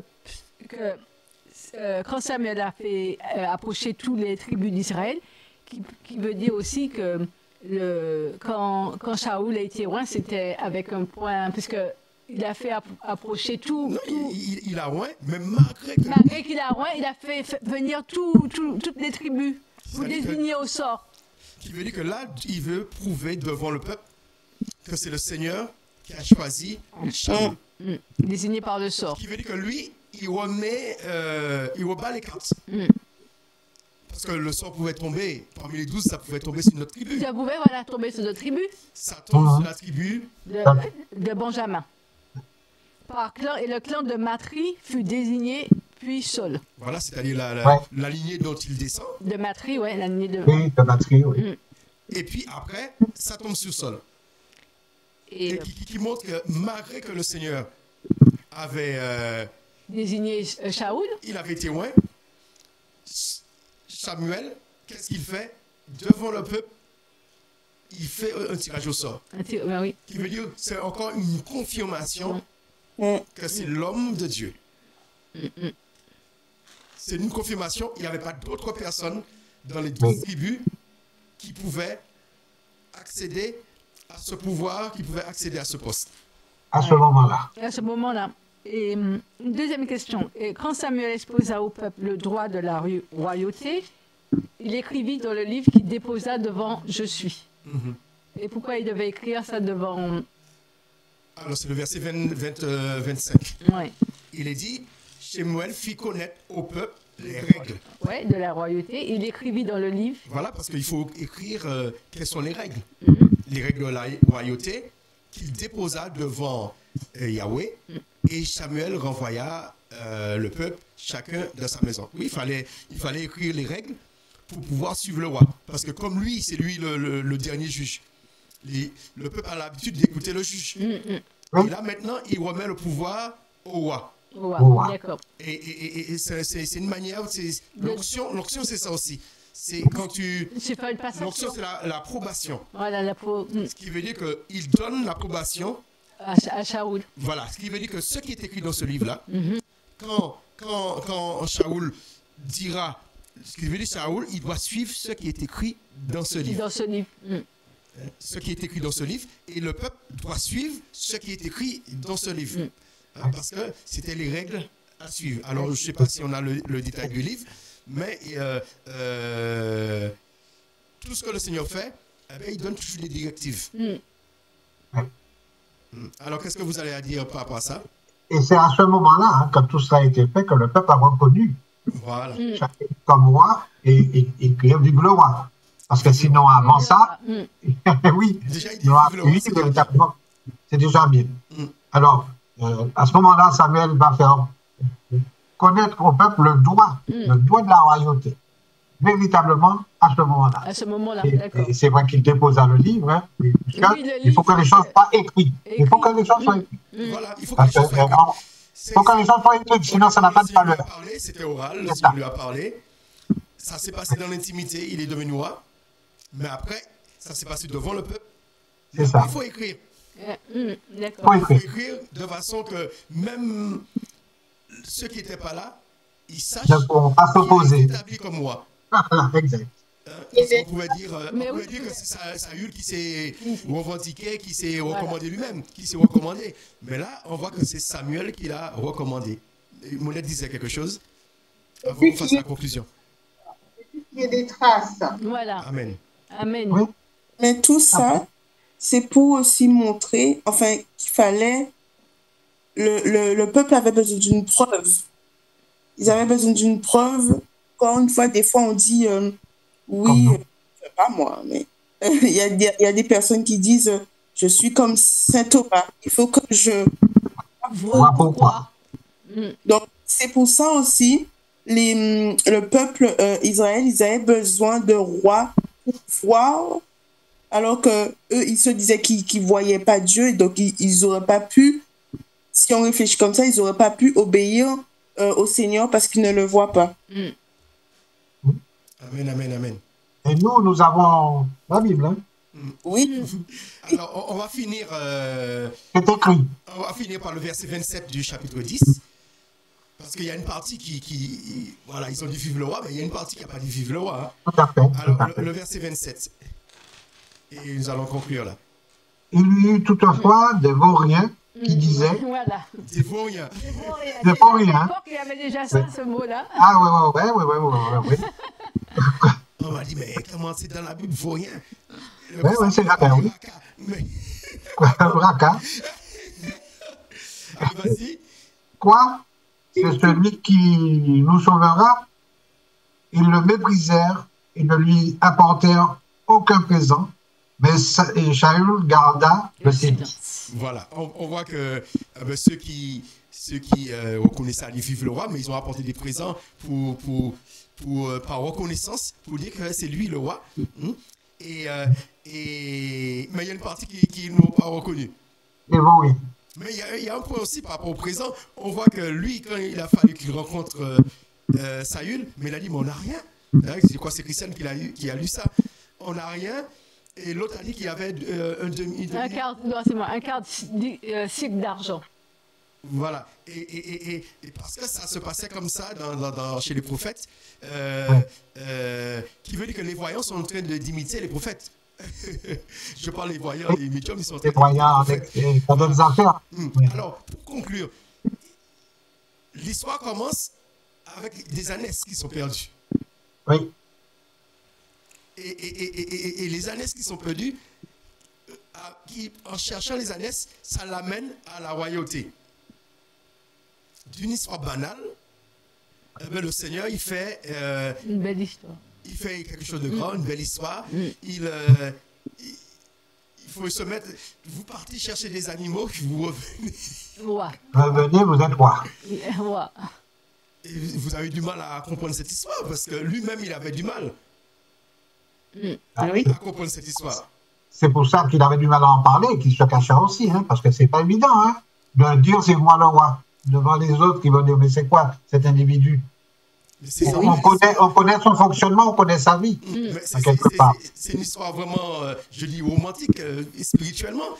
Tu pars et puis tu redeviens un autre homme. Plutôt romancé que romantique. Romancé que romantique. Romancé, voilà. Romancé par romantique. Son histoire commence bien. Alors, Moulette disait quelque chose? Ça me fait penser à l'histoire de Joseph.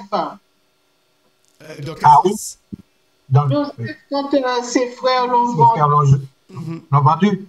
Et puis il est devenu un grand homme. Mais est-ce qu'on peut faire un parallèle avec la NES qu'il cherchait?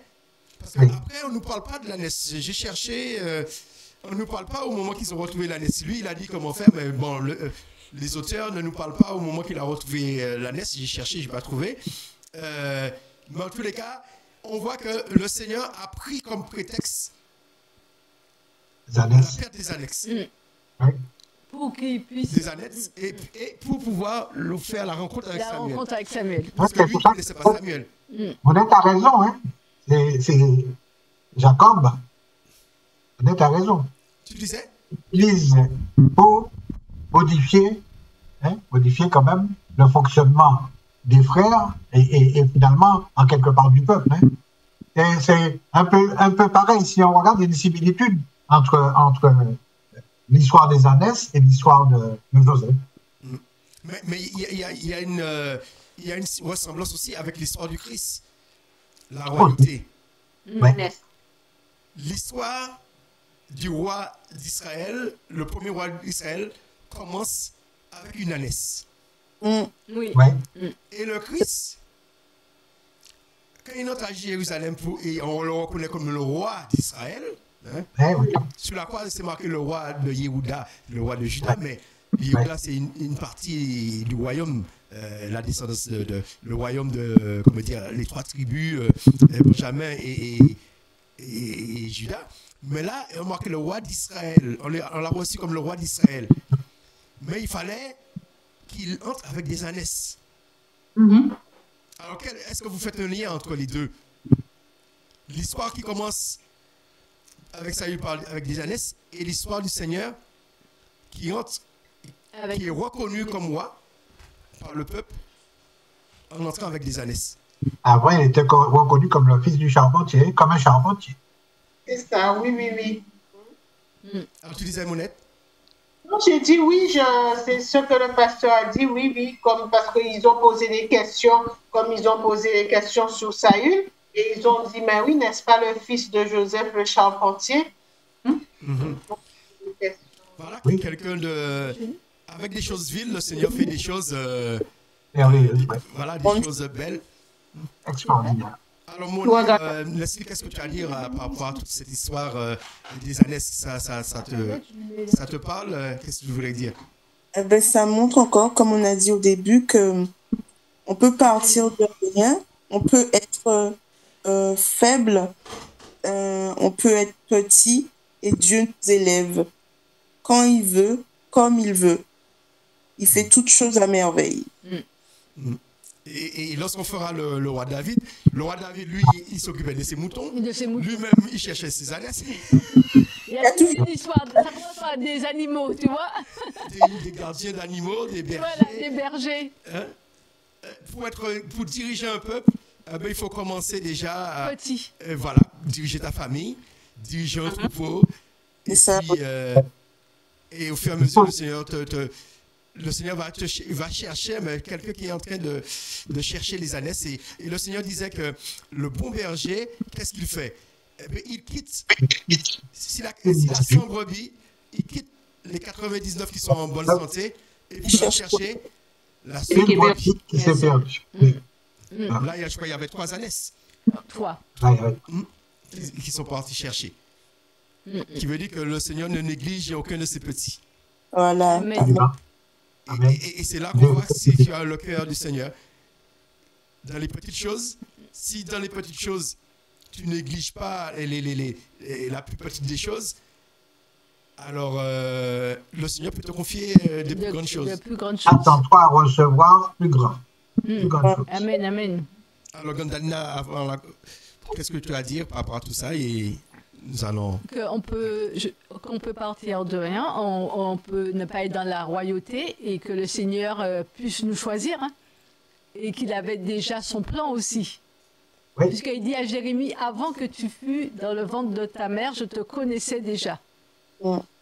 Et il connaissait déjà Shaoul. Oui. Il le connaissait déjà. Et je trouve que le Seigneur, il est bon en tout temps et en toutes circonstances. Et c'est bien comme ça que ce soit comme ça que Shaoul devient roi. Il n'est pas devenu roi par rapport à son père, puisque son père n'était pas roi. Son père n'était rien. La petite tribu qu'il était. Et de la petite tribu, il est devenu une grande tribu. Et moi, je trouve Une petite ça, tribu est sortie en roi. voilà. Et Ça. c'est merveilleux. Je trouve que c'est merveilleux que le Seigneur fasse des choses comme il veut. Et avec n'importe qui. Hein. Avec C'est ça que je dis en n'importe quelque qui. part, ça nous renvoie à l'histoire de Jésus, parce que peut-il sortir quelque chose de bon? Bon, C'est ce qui a été dit. Bon, quand on regarde le lieu de naissance de Jésus, hein, et Jésus, Dieu lui-même, c'est sorti de ce petit coin que les gens ignoraient, ne connaissaient même pas. S'ils sont passés par là, c'était accidentellement. Donc peut-il sortir quelque chose de bon? Et quand on regarde bien, de cette tribu, peut-il sortir quelque chose de bon? Quelque chose de bon, ou de grand? la petite tribu de Matri, il est devenu le roi Un roi et un descendant. Benjamin et le clan de Matri. Voilà. Il est devenu le roi Shaoul. Alors ceux qui Des choses viles, que le Seigneur fait des choses nobles. noble avec et je me dis que le Seigneur peut nous faire commencer avec des petites choses et au fur et à mesure qu'on se forme avec les petites choses, les grandes choses arrivent. Mais il faut commencer déjà avec les petites choses. Et puis nous aussi, il ne faut pas qu'on regarde les petites choses, il ne faut pas qu'on regarde les gens qui sont grands, qui sont déjà, parce qu'ils ont commencé petits, ces gens-là, avant d'être Et grands. Dieu est dans les petites choses déjà. Dieu est dans les petites choses. On est dans un stade où on n'est pas populaire, Voilà. on n'est pas ceci. Notre Dieu, il est dans les petites Il faut choses. Hein. ouvrir les yeux du Seigneur qui voit l'avenir, Qui voient l'avenir déjà. Tout à fait. qui sait quelle onction qu'il a mis sur ta vie. Il connaît quel sera le chemin qu'il a choisi pour toi. Voilà. Alors, s'il y a quelqu'un qui veut ajouter quelque chose pour la conclusion. Si je peux dire, Saül, il a commencé, il est devenu roi à l'âge de 30 ans. Ça nous fait penser à Jésus. Mais quasiment tous ces hommes, oui, c'est ça, 30 ans. Ouais. Il Il y a une similitude entre Jésus et beaucoup de ces hommes. Il y a une ressemblance. Oui. On dirait que ce sont des précurseurs. Hein. Ils étaient là, hein, des précurseurs de Jésus. Hein. Voilà. Alors, Monette, pour conclure, qu'est-ce que tu dis par rapport à tout ce qui a été dit dans l'émission? Est-ce qu'il y a quelque chose est-ce qu'il y a une leçon, tu voudrais... Tu tires une leçon, tu voudrais partager en quelques secondes? Ce qu'elle a sous le cœur, hein, faut... ce que tu as sous le Moi, cœur. je dirais, c'est vrai, Dieu, il fait comme il veut. Il utilise ce qu'il veut. Et ton micro, on ne t'entend pas bien. Oh, il fait... Ouais, vas-y, là. Approche-toi du micro. Il fait comme il veut. Il fait comme il veut. Il fait en son temps. Il élève qui il veut. En son temps. Ben, c'est Dieu. Son nom, c'est Dieu. C'est Je suis. je suis. Amen. J'aime ce terme-là, je suis. Vous m'entendez toujours dire dans mes prières, je suis. Tout à fait. Parce que j'aime, je suis. Je suis. Ben, il le dit, hein, je suis. Il est. Il est, je suis dans toutes choses. Hier, aujourd'hui, éternellement, Voilà. il est. Il est. Leslie, ta conclusion? Ben moi, le Seigneur, il veut nous utiliser. Nous utiliser, mais nous devons l'écouter, justement pour pas finir comme Saül ou comme bien d'autres. Mais il faut l'écouter pour qu'on puisse y arriver jusqu'au bout. Et puis le Seigneur peut faire des grandes choses à travers nous. Il nous élève, comme on a dit, quand il veut. Alors vraiment, qu'on puisse l'écouter, qu'on puisse être attentif à sa voix. Et il nous aime. Amen. Il nous aime et tout ça, ce qu'il fait quand il veut nous élever, il le fait par amour. Amen. Christiane, tu as quelque chose à rajouter? Après, ce sera le pasteur Limier, puis après, je vais conclure. Elle n'a pas entendu. Il faut pas minimiser le petit commencement. Amen, amen. Minimiser du tout les petits commencements parce que c'est Dieu qui élève. C'est lui qui ouvre le chemin pour nous. Seulement, il faut savoir obéir et écouter sa voix et persévérer dans ses voies pour qu'on puisse y arriver jusqu'au bout. Amen. Pasteur Limier. Il faut savoir que seuls ceux qui font la volonté du Seigneur bénéficient du Seigneur. Donc, continuellement, malgré les difficultés qu'on peut rencontrer, à faire la volonté de Dieu. Et Dieu lui-même ne cessera jamais de nous aider. Parce que ce qu'il a prévu pour nous, il nous permettra de les obtenir. Parce que nous savons que Dieu n'est pas un homme pour mentir. Donc, ce qu'il dit, ça accomplira forcément de nos vies, mais en son temps. Il faut qu'on ait cette patience et il faut qu'on ait surtout la volonté de ne pas sortir du plan de Dieu, que le Dieu a établi pour chacun de nous. Et les choses commencent très petites, mais finissent très, très grands. Amen, amen. Avec le Seigneur. Amen. Amen. Alors, il serait important que tout ce qui a été dit, que cela puisse produire du fruit dans nos vies. Amen. Et puis, que cela puisse produire aussi du fruit dans la vie de ceux qui écoutent cette émission. Les auditeurs.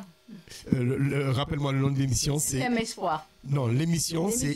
Biographie royale. Biographie royale. Hein? Nous allons, chaque mois, au fur et à mesure, nous allons faire la prochaine fois le ministère, sa royauté, comment ça s'est passé, après le roi David, etc. Alors, il faudrait que cela puisse, qu'on puisse en tirer des leçons et que ce qui a été dit puisse produire du fruit dans la vie des auditeurs. Amen. Amen. Alors, si quelqu'un voudrait prier pour que ces paroles qui ont été semées, que le Seigneur puisse l'arroser et puis faire croître ces paroles dans les cœurs de ceux qui ont entendu ces paroles. Et après, nous allons saluer nos auditeurs. Seigneur, merci. Merci, je suis. Merci pour cette biographie royale que nous avons touchée. Seigneur, pour que Shaoul puisse devenir roi, tu as donné des étapes. Son père a perdu ses ânesses. Et il a envoyé son fils les chercher. Mais tout ça, c'était le plan de je suis. Amen. Pour qu'il puisse devenir roi. Seigneur, je suis. Tu es le maître des temps et des circonstances. Tu connais le cœur de chacun d'entre nous. Tu connais même le cœur des rois, même des personnes qui deviendront tes rois et seigneurs. Tu connais les personnes qui deviendront tes rois. Tu nous fais passer par des petites choses. Merci pour les petites choses, Seigneur. Merci pour cela. Avec toi, je suis Yen et au hasard. Tu es amour. Tu es bonté. Tu es miséricorde. Tu es compatissant. Tu es, je suis dans toute ta gloire. Ton nom est puissant, Seigneur. Lorsqu'on dit je suis, c'est puissant, Seigneur. Merci. Merci. Tu dis dans ta parole que tout est écrit. Seigneur, aide-nous. Aide-nous à garder ce qu'on a appris aujourd'hui sous le roi Shaoul. Aide-nous, Seigneur. Merci pour ta compassion. Merci, Seigneur. Et nous t'aimons. Amen. Amen. Amen. Amen, amen. Amen, amen. Alors, nous saluons, je laisse la place pour saluer les auditeurs. Alors, déjà, nous allons les inviter. Oui, alors voilà. Déjà, merci, merci. On va commencer par les femmes. Merci Monette, merci Leslie, merci Christiane et merci Pasteur Dimier. Voilà, alors on aurait bien aimé avoir quand même, j'aurais bien aimé avoir leur réaction pour une première. Et toi, je ne sais pas dit, à la fin peut-être. Ouais. Mais j'aurais bien aimé avoir leur réaction. Mounette, ta réaction pour une première émission? Pour une première.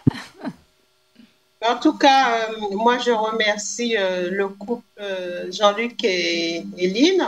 C'est vrai, ils m'ont fait part de partager cette émission avec eux et que j'ai trouvé très belle émission, très enrichissante puisque j'ai appris énormément. Et puis que je pense aussi que les auditeurs et auditrices apprendront aussi puisque c'est le but. Donc, c'est pas parce que nous sommes dans l'émission qu'on connaît tout. Donc, on apprend aussi comme tout le monde. Et puis, je vous souhaite bonne écoute. Et puis, je vous dis bonne soirée et à bientôt. Merci. Alors, Leslie, pour une première, sur Radio FM Espoir. Eh ben, c'était très bien. Oui, c'est vrai que cette émission aussi, du coup, a permis qu'on fasse nos recherches et qu'on apprenne plus sur le roi Saül. Et pour la suite aussi, ce sera pareil. Et puis, ça fait vraiment du bien d'échanger, d'être dans la présence du Seigneur. Donc, j'espère aussi à vous que ça va vous faire du bien, que vous allez apprendre aussi, et puis que Dieu puisse continuer à nous inspirer. Voilà. Alors, il y a un mot que tu as dit, que ça fait faire des recherches, et l'image que j'ai, c'est l'image de celui qui laboure, qui fouille la terre, qui retourne la terre, pour planter, pour se cultiver, pour cultiver la terre. Et c'est important qu'on puisse se cultiver en labourant le sol et puis pouvoir sortir quelque chose de meilleur en nous, parce qu'il y a des choses que le Seigneur a mis, mais il faut le cultiver pour que ça puisse sortir, pour que ça puisse croître. Alors, Christiane. Alors, je dis merci pour cette émission, c'est pour une première fois. Et puis pour l'émission que nous avons fait sur Saül, c'est vrai que tout le monde connaît Saül, on entend les pasteurs parler de Saül, mais aujourd'hui nous avons approfondi l'histoire de Saül, ça nous a permis de chercher en profondeur la nature, la famille, d'où il est. Et ça nous a appris des grandes choses sur Saül, des choses que nous pouvons penser, mais on ne savait pas, mais en le cherchant aujourd'hui, nous avons découvert plein de choses. C'est une émission très enrichissante. Je pense qu'elle sera de même pour les auditeurs et que ça leur permettra de comprendre encore plus l'histoire de Saül et de David. Eh bien, je dis bonne continuation et puis bonne persévérance. Amen. Merci. Le pasteur Limier. Il y a toujours un début. La fin est encore loin puisque nous avons quand même un certain nombre de rois à voir. Mais ce qui est intéressant, c'est, tout le monde l'a dit, c'est la recherche. On est obligé d'aller pour connaître la parole de Dieu, être des étudiants. Nous sommes des étudiants, n'est-ce pas? On a eu l'occasion d'en parler. Nous sommes des étudiants. Même moi, je reste un étudiant parce que jusqu'à la fin, je resterai toujours un étudiant parce qu'on n'a pas toute la connaissance. La connaissance infuse. Si nous sommes des serviteurs, on apprend en même temps que vous la plupart du temps. Parce que c'est une bonne chose de faire des recherches. C'est une bonne chose aussi de partager avec ceux qui sont sur le plateau et ceux qui nous écoutent, qui vont écouter cette intervention. Mais je dis, ce n'est que le début. Donc avec la suite, je pense que vous recevrez encore beaucoup plus et que vous serez encore beaucoup plus enrichis par ce que le Seigneur fait. Parce que c'est lui qui fait. Amen. Alors, et Gandalina, toi qui pour la première fois animatrice, parce que c'est toi. Normalement, je suis là, c'était pour s'il y a un petit truc, je suis là pour la technique et puis pour faire des petites conclusions, mais bon, le Seigneur veut que le temps qu'on prenne nos marques, voilà. Mais au fur et à mesure, je vais me retirer. Alors, je te laisse. Non, comme disait le pasteur Limier, pour une première fois, je ne sais pas si j'ai bien fait ou pas, mais je vais apprendre et puis, comme on apprend pour le roi Shaoul, j'apprendrai au fur et à mesure de devenir une meilleure. Et voilà.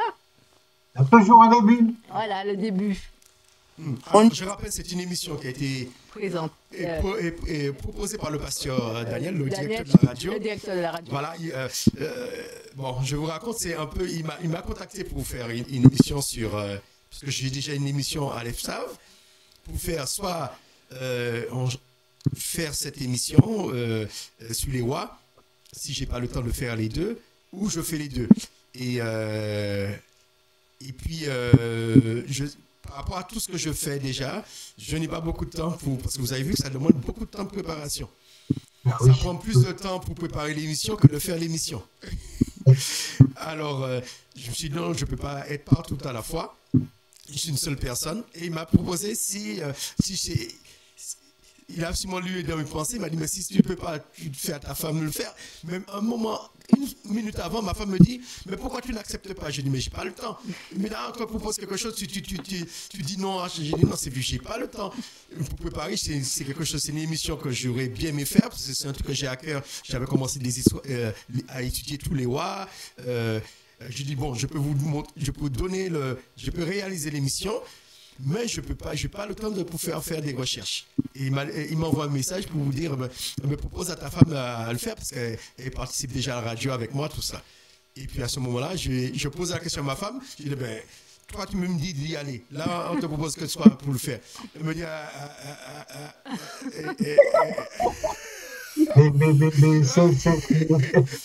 commence à bégayer. Je dis, attends, tu viens de me dire que moi je peux le faire, malgré je suis déjà chargé. Et toi, on te propose, tu me dis, c'est une opportunité pour toi. Et là, pour toi, c'est pas une opportunité. À ce moment-là, elle m'a dit, mais d'accord. À ce moment-là, j'ai dit au pasteur Daniel, oui, alors je pense que c'est le pasteur Daniel a bien été inspiré lorsqu'il a pensé à moi, mais après, comme il savait que je ne pouvais pas, il a pensé à ma famille, il m'a pensé à ma femme. Je pense que c'est une bonne idée. Et puis, l'histoire du roi Saül doit nous inspirer qu'il a pris un petit, qui veut dire que c'est pas parce qu'on n'est pas des professionnels. Voilà, c'est ça que je voulais dire.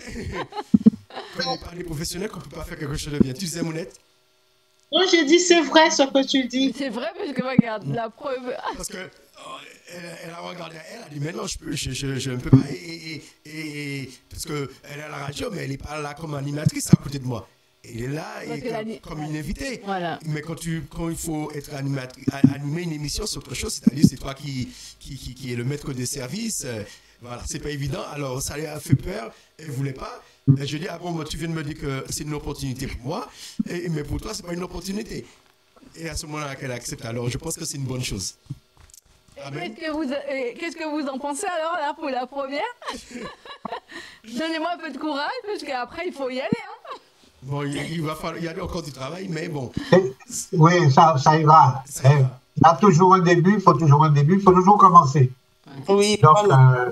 bon, c'est vrai que la radio, ça fait longtemps que j'en fais, hein, mais pour une première fois, c'est très bien. Voilà, parce que l'animatrice, c'est elle qui doit canaliser. C'est évident, hein. Il y a le timing. Là, on a dépassé le timing. Oui, ils vont couper de toute façon à des coupes. On fera 2 émissions ou voilà, parce qu'on devait faire 1 heure et on a fait 1h50. Et je n'ai jamais vu quand on a fait une émission, quand on faisait ensemble, avant que les horaires étaient respectés. Hein. Mais bon, comme, mais après, à l'écoute, pour les autres. Daniel, il y a de quoi faire 2 émissions. Ah oui, hein. C'est à lui de voir. On va saluer les auditeurs. Et puis, on vous dit à la semaine prochaine. Préparer la suite de la vie du roi Saïd, son règne et la fin de sa vie. Et il y a une question en suspens. Est-ce qu'il s'est suicidé? Où est-ce qu'il a été? Où il s'est fait tuer? Où il est accompagné dans son site. Ok. Alors, on termine et à la semaine prochaine. Daniel, je te laisse le mot de la fin. Je vous remercie tous et toutes. Et puis, au pasteur Daniel Surbon aussi. Merci pour cette opportunité. Merci pour ce que tu fais. Et puis, je remercie aussi les auditeurs de FM Espoir. Qui ont eu la patience de nous écouter.